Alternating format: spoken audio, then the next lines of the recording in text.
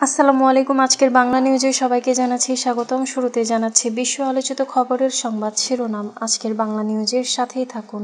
ফিলিস্তিনের গাজা সিটির নিয়ন্ত্রণ নেয়ার ইসরায়েলি পরিকল্পনার তীব্র নিন্দা জানিয়েছেন জাতিসংঘে নিযুক্ত বিভিন্ন দেশের রাষ্ট্রদূতেরা। তবে গাজা পরিকল্পনার পক্ষে সাফাই নেতানিয়াহুর।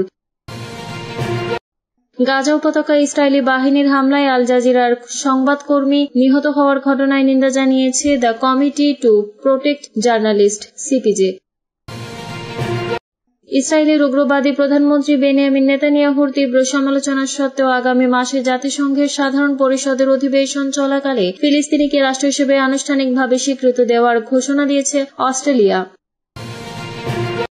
রাশিয়ার সঙ্গে তেল বাণিজ্য চালিয়ে যাওয়ার জের ধরে ভারতকে বড় ধরনের অর্থনৈতিক চাপের মুখে ফেলেছেন যুক্তরাষ্ট্রের প্রেসিডেন্ট ডোনাল্ড ট্রাম্প। ট্রাম্পের শুল্ক চাপে নয়াদিল্লির নতুন ভরসা কি ইসরায়েল।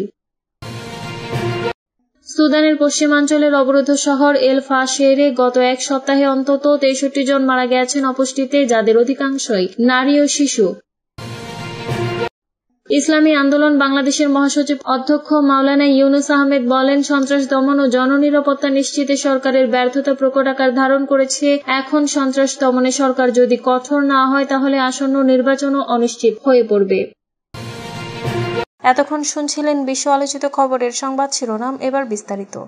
জাতিসংঘে তীব্র সমালোচনার মুখে ইসরায়েল গাজা পরিকল্পনার পক্ষে সাফাই নেতানিয়াহুর। ফিলিস্তিনের গাজা সিটির নিয়ন্ত্রণ নেয়ার ইসরায়েলি পরিকল্পনার তীব্র নিন্দা জানিয়েছেন জাতিসংঘের নিযুক্ত বিভিন্ন দেশের রাষ্ট্রদূতেরা। তবে ইসরায়েলের প্রধানমন্ত্রী বেনিয়ামিন নেতানিয়াহু জোর দিয়ে বলেছেন, এ পরিকল্পনাই যুদ্ধ শেষ করার সবচেয়ে ভালো উপায়। এক সংবাদ সম্মেলনে নেতানিয়াহু বলেন, পরিকল্পিত সামরিক অভিযান দ্রুত শুরু করা হবে, হামাসের হাত থেকে গাজাকে মুক্ত করা হবে। ইসরায়েল গাজাবাসীকে অনাহারে রেখেছে অভিযোগ অস্বীকার করেন নেতানিয়াহু। তিনি বলেন, বরং গাজায় থাকা ইসরায়েলি জিম্মিরাই ইচ্ছাকৃতভাবে অনাহারে রাখা হয়েছে। এদিকে জাতিসংঘ নিরাপত্তা পরিষদের এক জরুরি বৈঠকে ইসরায়েল তীব্র সমালোচনার মুখে পড়ে। বৈঠকে যুক্তরাজ্য, ফ্রান্স সহ অন্য দেশ সতর্ক করে বলে, ইসরায়েলের পরিকল্পনাটি আন্তর্জাতিক মানবাধিকার আইন লঙ্ঘনের ঝুঁকি তৈরি করেছে। পরিকল্পনাটি প্রত্যাহারের আহ্বান জানায় যুক্তরাজ্য, ফ্রান্স, ডেনমার্ক, গ্রিস ও স্লোভেনিয়া। দেশগুলো বলেছে, পরিকল্পনায় ইসরায়েলি জিম্মিদের মুক্তির ক্ষেত্রে কোনো সহায়তা করবে না, বরং তাদের জীবনকে আরো ঝুঁকির মধ্যে ফেলবে। নিরাপত্তা পরিষদের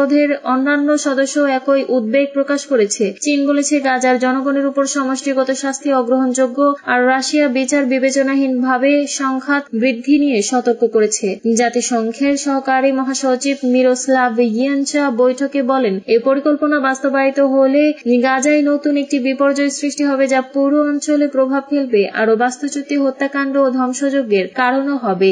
জাতিসংঘের মানবিক কার্যালয়ের কর্মকর্তা রমেশ রাজা সিংহাম বলেন, গাজার খাদ্য সংকট এখন আর শুধু হুমকি নয়, এটি সরাসরি অনাহারে রূপ নিয়েছে।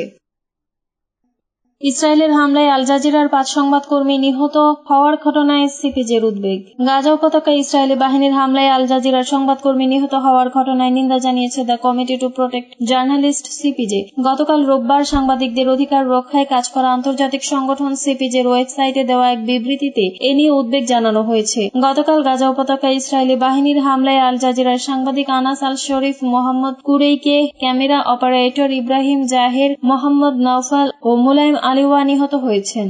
আল জাজিরার প্রতিবেদনে বলা হয়েছে, গাজা সিটির আল শিফা হাসপাতালের কাছে তাদের সংবাদকর্মীদের ব্যবহৃত একটি তাঁবুতে এই হামলা চালানো হয়। সিপিজের বিবৃতিতে বলা হয়, ইসরায়েলের দীর্ঘদিনের একটি প্রবণতা হল তারা সাংবাদিকদের সন্ত্রাসী হিসেবে অভিযুক্ত করে, কিন্তু তার পক্ষে কোনো বিশ্বাসযোগ্য প্রমাণ দেখায় না। শরীফের মৃত্যুর খবর দেওয়ার সময় ইসরায়েলি সামরিক বাহিনী দাবি করেছে, তিনি হামাসের একটি সেলের নেতৃত্ব দিচ্ছিলেন। তিনি ইসরায়েলের সাধারণ মানুষ ও সেনাদের বিরুদ্ধে রকেট হামলা চালানোর কাজে সহযোগিতা করেছিলেন। ফিলিস্তিনিকে আগামী মাসে রাষ্ট্র হিসেবে স্বীকৃতি দিচ্ছে অস্ট্রেলিয়া। ইসরায়েলের উগ্রবাদী প্রধানমন্ত্রী বেনিয়ামিন নেতানিয়াহুর তীব্র সমালোচনা সত্ত্বেও আগামী মাসে জাতিসংঘের সাধারণ পরিষদের অধিবেশন চলাকালে ফিলিস্তিনিকে রাষ্ট্র হিসেবে আনুষ্ঠানিকভাবে স্বীকৃতি দেওয়ার ঘোষণা দিয়েছে অস্ট্রেলিয়া। আজ সোমবার ক্যানবেরায় প্রধানমন্ত্রী অ্যান্থনি আলবানিজ এই সিদ্ধান্তের কথা ঘোষণা করেন। তিনি বলেন, মধ্যপ্রাচ্যের সহিংসতা চক্র ভাঙতে দ্বিরাষ্ট্রভিত্তিক সমাধানই মানবতার সেরা অংশ। অস্ট্রেলিয়া সরকার জানিয়েছে, এই সিদ্ধান্ত শান্তি প্রতিষ্ঠার জন্য সমন্বিত বৈশ্বিক বৈশ্বিক প্রচেষ্টার অংশ, তবে ভবিষ্যতে ফিলিস্তিনি রাষ্ট্রে হামাসের কোনো ভূমিকা থাকবে না বলেও স্পষ্ট করেছে অস্ট্রেলিয়া। পররাষ্ট্রমন্ত্রী পেনি ওয়ং বলেন, এই স্বীকৃতির মাধ্যমে আন্তর্জাতিক সম্প্রদায় হতাশার মধ্য থেকে আশা তৈরি করার সুযোগ পেয়েছে। অস্ট্রেলিয়ার এই পদক্ষেপ যুক্তরাজ্য, কানাডা ও ফ্রান্সের সাম্প্রতিক অবস্থানের সঙ্গে সামঞ্জস্যপূর্ণ। ইউরোপের এসব দেশেও ফিলিস্তিনিকে স্বীকৃতি দেওয়ার প্রতিক্রিয়া ত্বরান্বিত করেছে। নিউজিল্যান্ডও একই ধরনের পদক্ষেপ বিবেচনা করছে বলে জানিয়েছে। তবে অস্ট্রেলিয়ার এই সিদ্ধান্তের তীব্র সমালোচনা করেছেন ইসরায়েলের ইহুদিবাদী প্রধানমন্ত্রী বেনিয়ামিন নেতানিয়াহু।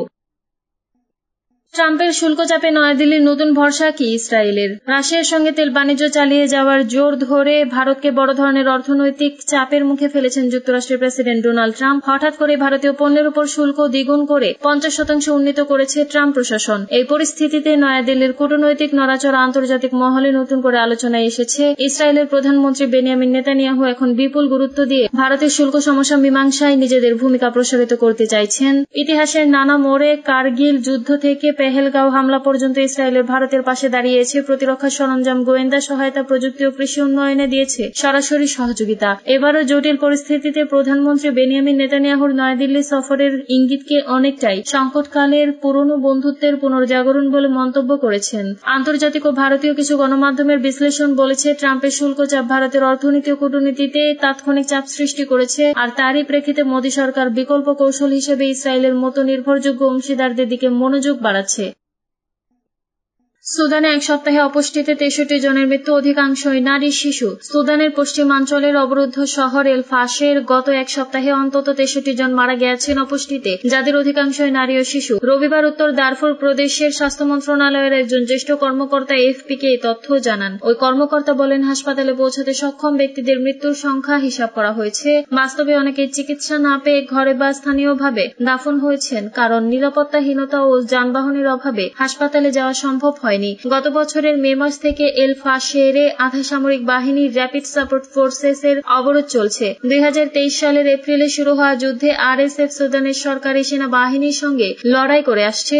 বর্তমানে শহরটি সেনাবাহিনীর নিয়ন্ত্রণে থাকা দারফুরের শেষ বড় শহর। চলতি বছরের শুরুতে আরএসএফ এর নতুন করে হামলা জোরদার করেছে। গত এপ্রিলে নিকটবর্তী জামজাম বাস্তুচ্যুত শিবিরে আরএসএফ এর বড় হামলার পর হাজারো মানুষ এল ফাশেরে আশ্রয় নেয়, কিন্তু খাদ্য সংকটে এক সময়কার প্রধান ভরসা কমিউনিটি কিচেনগুলোর বেশিরভাগই এখন বন্ধ।